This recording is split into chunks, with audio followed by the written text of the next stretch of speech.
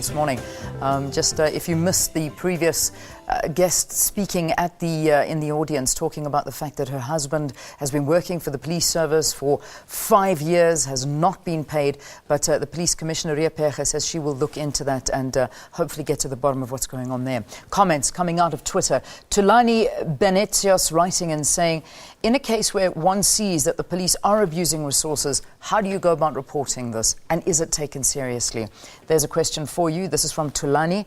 Pabalo Setlabi, police are arresting people for no reason and expect them to pay 100 Rand the next day to be released. Do you know about this? Here's a question. Are you aware of all of this? Pabalo Setlabi, again, same person, writing and saying, I don't understand why Ms. Phiyega is defending police brutality. Please ask her, why is she doing that? Okay, we've asked that question. Why are we defending police brutality? Michelle Atkinson, crime is escalating by the minute. Oftentimes, you go to the SAPS and you are faced with uncaring, uninterested, ill-mannered staff. Why is this? There's a question and I think a story that a lot of people have unfortunately experienced. And then finally, Jabulani writing and saying, fighting crime. What is the SAPS doing to motivate the members? There's no more incentives, salaries and review of years in rank. All right, that's from Jabulani Happy. Let's go back to you in Midrand. Leanne, I'm going to ask you to repeat just the last, not the last one, but the second last two questions, because we dropped you, unfortunately. Okay. The one was from Michelle Atkinson saying, crime is escalating by the minute. Oftentimes you go to the SAPS and you're faced with uncaring, uninterested and ill-mannered staff. Why is that? And then Jabulani Happy saying, fighting crime, what is the SAPS doing to motivate their members? There's no more incentives, salaries are low, and the review of years in rank. I imagine that you will understand what this person is talking about just in terms of rank. Got that one, Peter? Yes, I did. Thank you very much, Leanne. Well, let's start with this perception that crime is escalating. Minister, you have gone on national television and said that you're winning, that the crime trends are pointing downwards. Institute for Security Studies have come out and said, actually, no, there's been an error in the way that you've compared one year to the next, and that statistically, perhaps, it's not painting the right picture. So are these figures reliable? Has there been a statistical error in terms of not being able to compare like with like between one year and the next?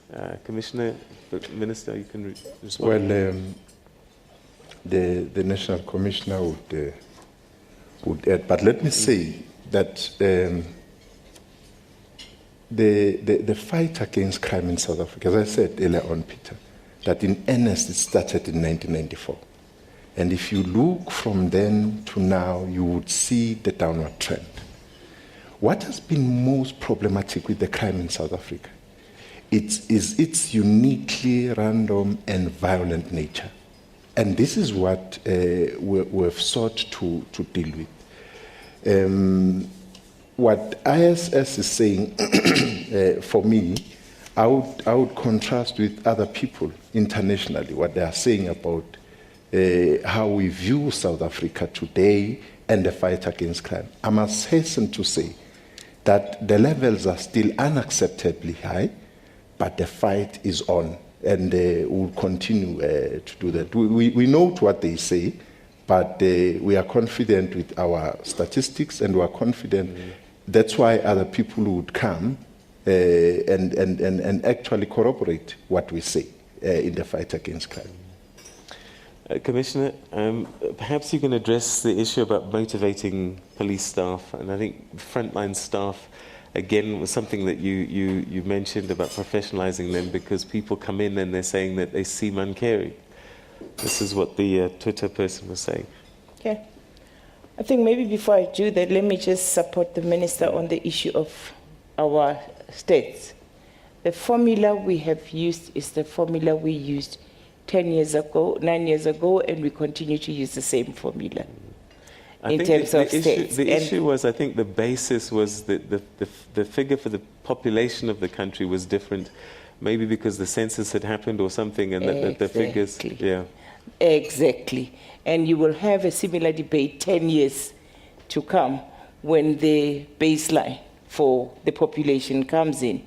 So it's a big debate, it's academic, but ordinarily we continue to calculate our stats in a similar, it is reliable, and the bottom line is that it is going down. Even internationally, the IHS has just corroborated the fact that crime in South Africa is declining.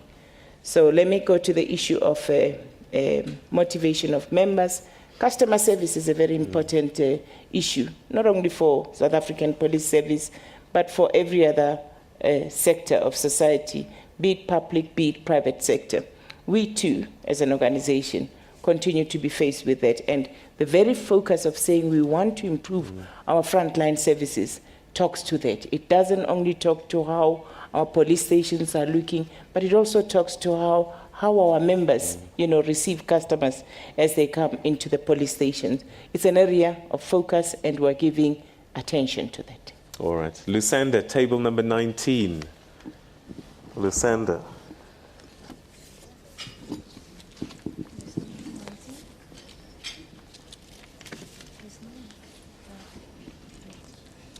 Morning, Peter, Minister and Commissioner. A recent video went viral of a hijacking.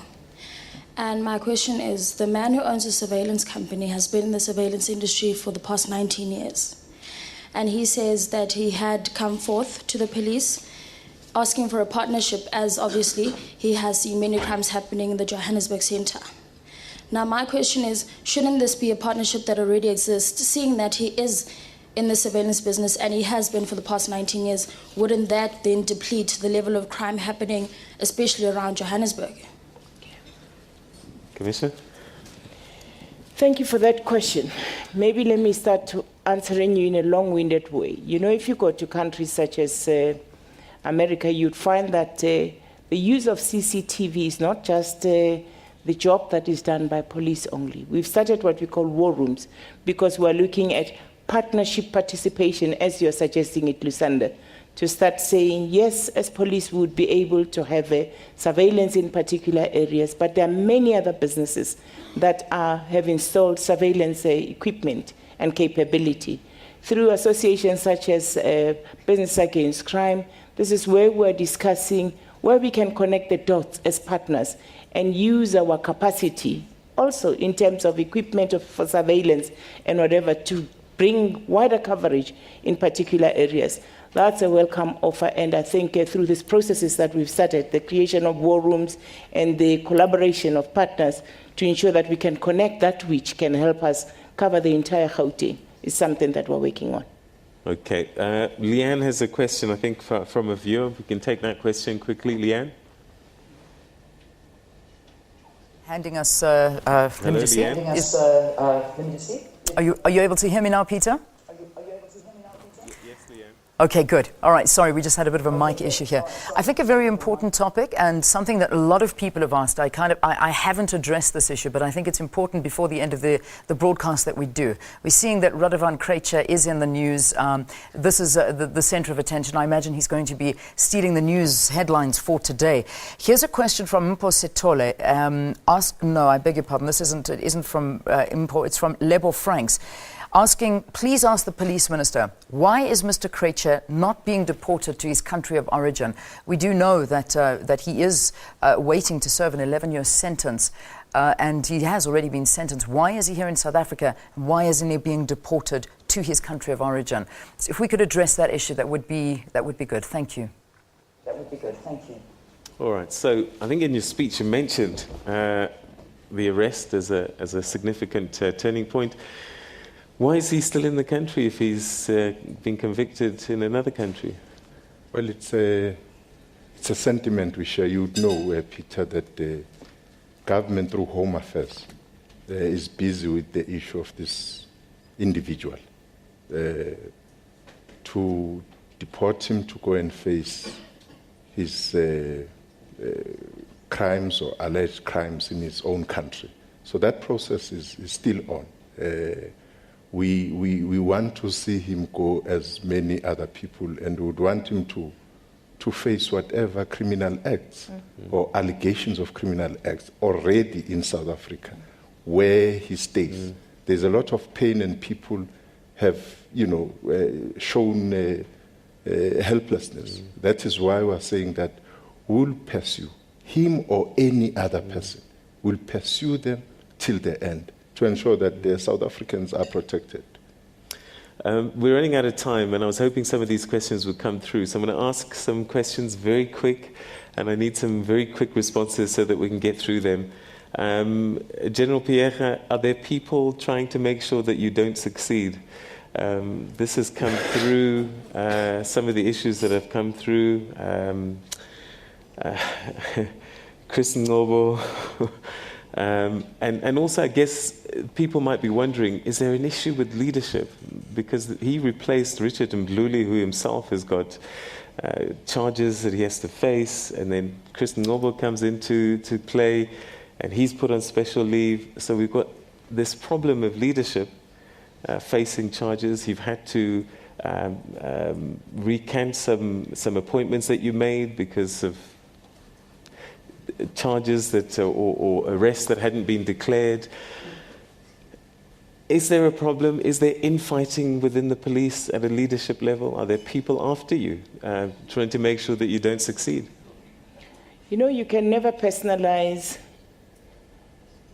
delivery of an organization as large as the police. I'm just but one of those role players. We're 200,000 of us. And the day the agenda of the police is about Riah, then we've lost the game. So I just want to say, depersonalize that and start saying each and every organization will have its own internal political dynamics. However, those should never take away from the main objectives of that particular organization. What brings us together in SABC are the objectives that we're supposed to deliver upon for this nation. It can never be about any particular individual.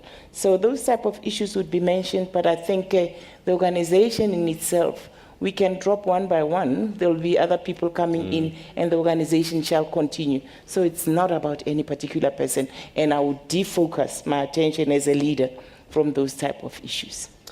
Minister?